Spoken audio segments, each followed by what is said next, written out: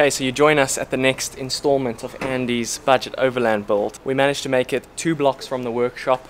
We had to then tow the vehicle in. The clutch went straight to the floor, never came back up. I pulled it back up and it was just rock solid. So we know that there's definitely an issue on the clutch. We phoned the dealership that we bought the vehicle from. They say they've put a new clutch in already, which if they have put a new clutch in, they've done it wrong and they've messed it up. So we're gonna check and see what's happening with that. Otherwise, we are gonna put in, go and do a little bit of shopping around and see if we can get a clutch, for the Bakkie. We got to see. I mean, we don't have a lot of budget to work with, so it would be good to do a new clutch on the vehicle anyway. But yeah, it's just a bit of a disappointment for Andy. It's it's exciting day, getting a new vehicle, all of that stuff. So we don't want to have to suckle with any of those things.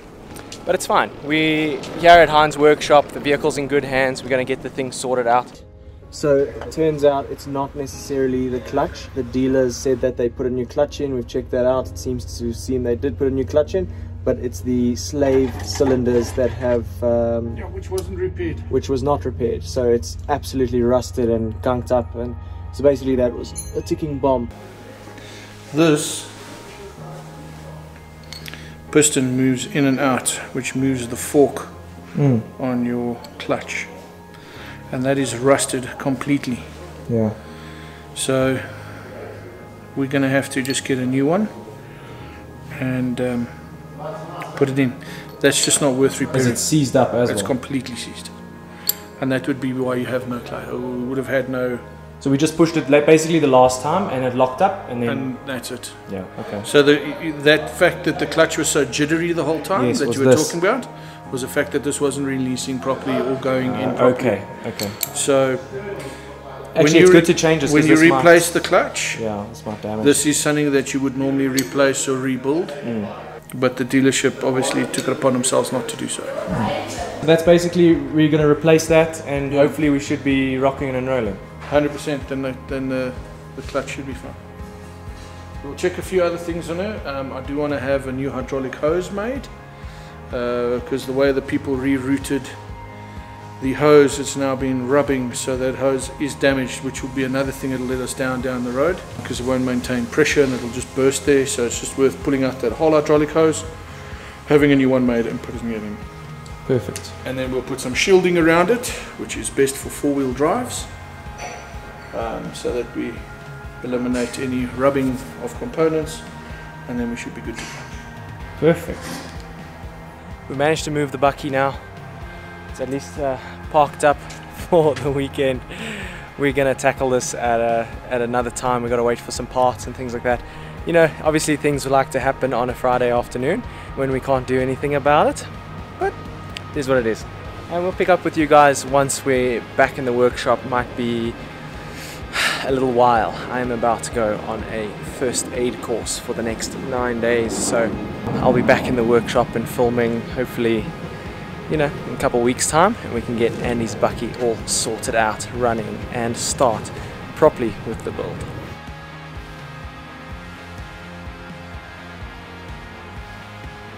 A few days later, Andy, Hein and JJ would be back in the workshop to install the new slave cylinder.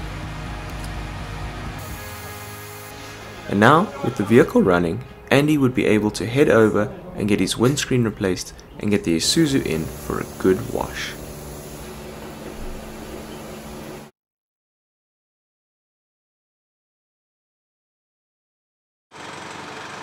Now that the car's running, it's been a couple weeks, Andy's been driving around, he's been using it a little bit, it's been going, it's doing okay. We got to get it sorted out.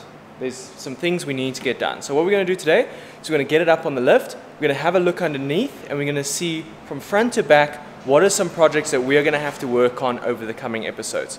So let's get started.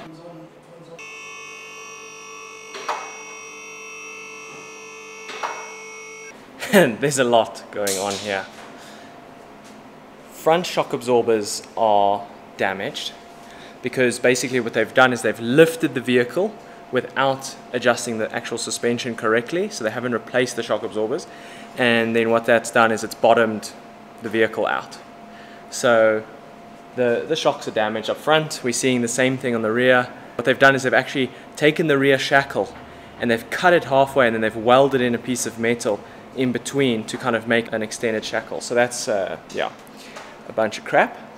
We have got every single part of the engine, transmission is all leaking oil. Now you don't know, is that just the, you know, the oil that's from when you're driving, the wind catches the oil and it's blowing it across everywhere? That we're going to have to investigate to see what's happening with all the oil leaks and stuff like that. Basically, we've got a bunch of cables that have just been disconnected and, you know, aren't plugged in. We've got hoses, probably little air vacuum hoses that are just disconnected. So these might be the reasons why things like the four-wheel drive system and the ABS and all of that stuff is not working. It might just come down to really simple things of just changing and fixing a few pipes. So we're going to see kind of as we go with it how it develops. But the vehicle is going in on Wednesday to Paul. He works on Mazda motors and Ford motors for the Mazda club and stuff. So he's quite mechanically savvy. He's going to pull the engine out of the vehicle and we're going to look at it and we're going to look inside the engine and see what's cooking there, like what needs to be sorted out. Is it just replacing all the gaskets and sealing it up properly, or was the engine taken apart for a reason and how was it put back together? Looking at the quality of the workmanship on this vehicle, it's terrible. So we're just going to assume the absolute worst and then kind of move forward from that, and any news is good news at this point. Okay, having a further look here, we're also seeing that the CV boots at the front are quite worn and cracked, so we might need to look at that. Chances are on this vehicle we're going to want to replace the CVs front and back, or the, you know, redo the bearings and stuff. So new CVs up front and repack the bearings on the back. We're going to definitely need to look at the rear diff. We are going to, yeah, it's a lot. It's a lot. Look, what's going to be nice to know out of all of this is that if we can get this vehicle to become an overlander, then there's no excuse as to why a vehicle can't become an overlander. I think with the right care and the right kind of, you know, attention, I think it won't be too bad. I see here some plugs that are loose and things like that up here. So hopefully we don't have to drop the whole transmission, because that would be a pain, but it's looking like we might need to do something there. There's a lot of stuff around it that's a bit loose and a bit weird. But anyways, this is going to be a long and quite exciting project, I think. I mean, you know what, we drove the vehicle around today a little bit and it drives really well. So it's testament to how well these vehicles are actually made, is that even in this state, they can still function really, really well. So I just can't imagine that once everything's fixed up and it's got a new suspension in it, new brakes, because the brakes are also binding up, you know, it's going to be a fantastic vehicle. So we've kind of just got to go through the process, see how everything goes, and yeah, I don't know what else we can do besides try, you know. Through this process, Andy's going to learn a lot, I'm going to learn a lot, and Hein is going to get very tired of us.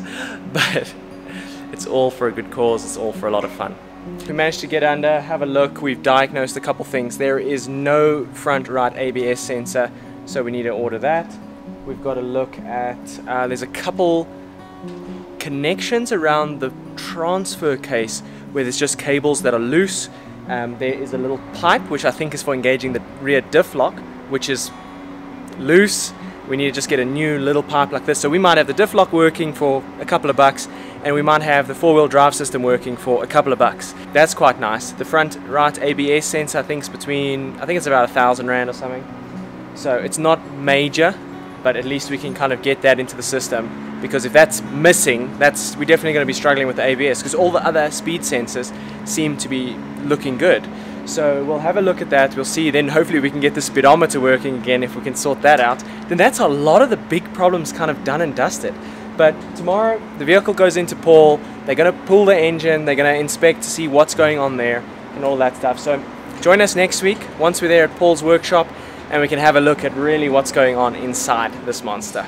Anyways, until then, like, comment and subscribe, show Andy your support, and we'll see you guys again soon. Cheers!